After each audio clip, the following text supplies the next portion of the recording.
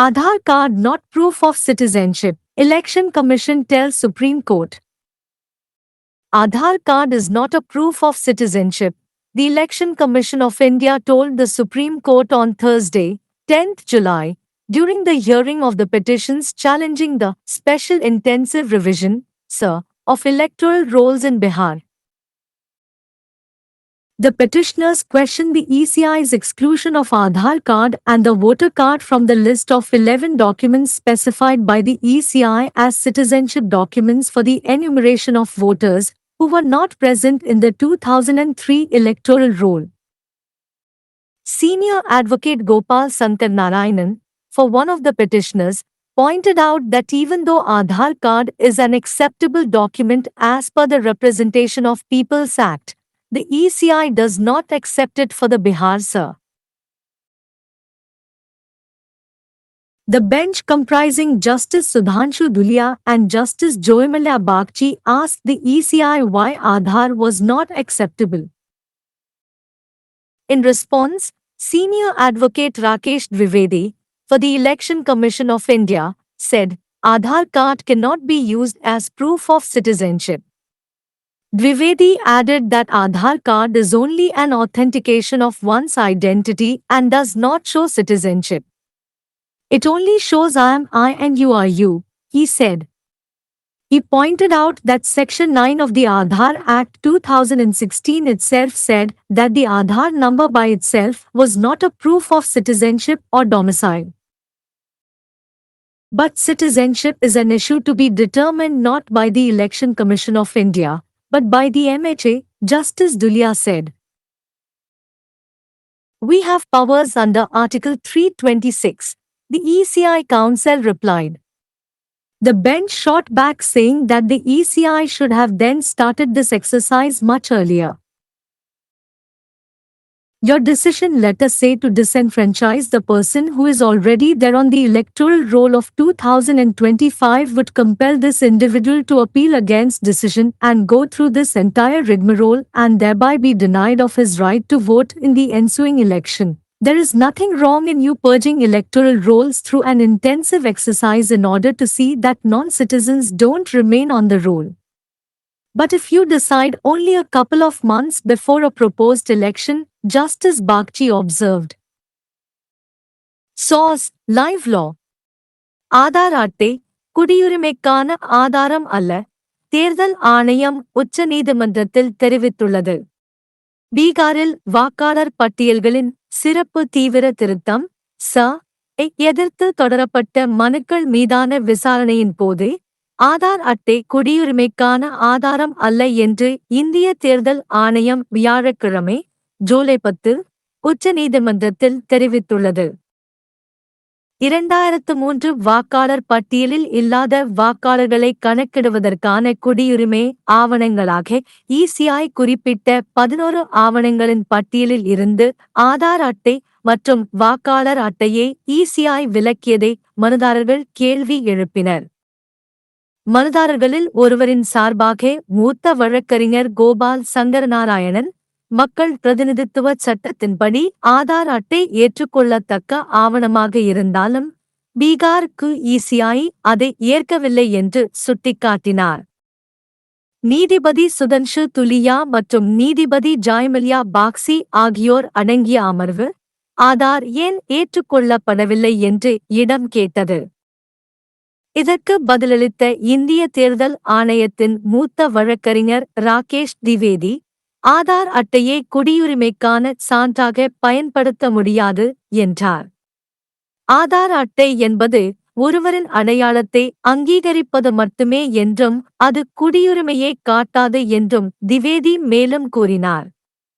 இது நான் என்றும் நீங்கள் என்றும் மட்டுமே காட்டுகிறது என்று அவர் கூறினார். ஆதார் சட்டம் 2016 இன் பிரிவு 9, ஆதார் எண் மட்டுமே குடியுரிமை அல்லது வசிப்பிடத்திற்கான சான்றாக இல்லை என்று கூறியதை அவர் சுட்டிக்காட்டினார்.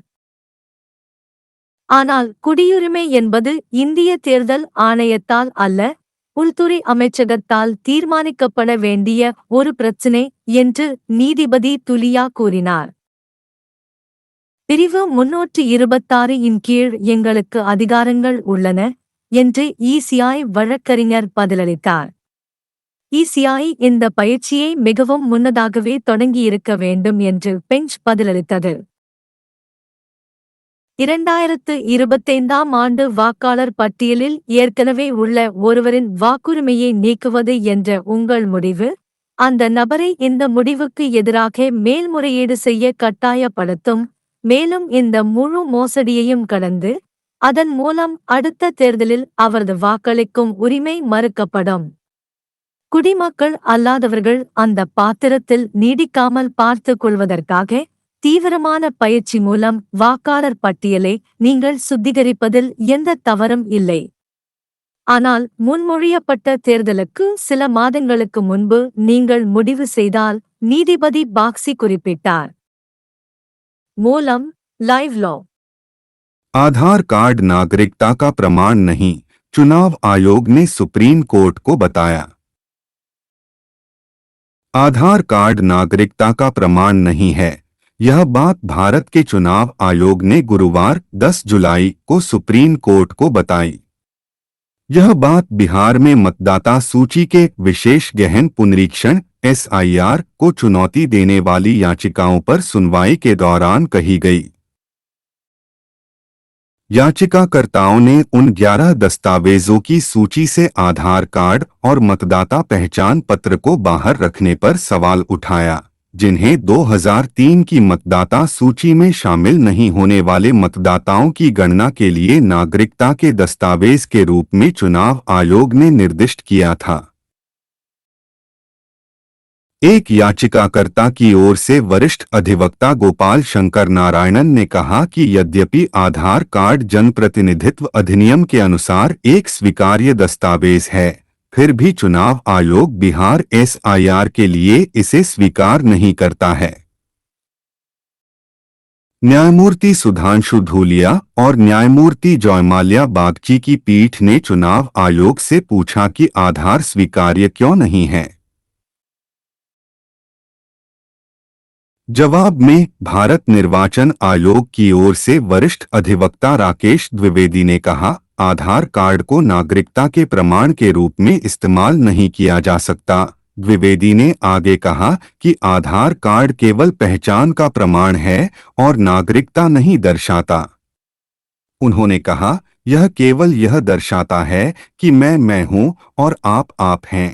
उन्होंने बताया कि आधार अधिनियम 2016 की धारा 9 में ही कहा गया है कि आधार संख्या अपने आप में नागरिकता या निवास का प्रमाण नहीं है। न्यायमूर्ति धूलिया ने कहा, लेकिन नागरिकता का मुद्दा भारत निर्वाचन आयोग द्वारा नहीं, बल्कि गृह मंत्रालय द्वारा तय किया जाना है। निर्वाचन आयोग के वकील ने जवाब दिया, हमारे पास अनुच्छेद 326 के तहत शक्तियां हैं। पीठ ने पलटवार करते हुए कहा कि निर्वाचन आयोग को यह प्रक्रिया बहुत पहले शुरू कर देनी चाहिए थी।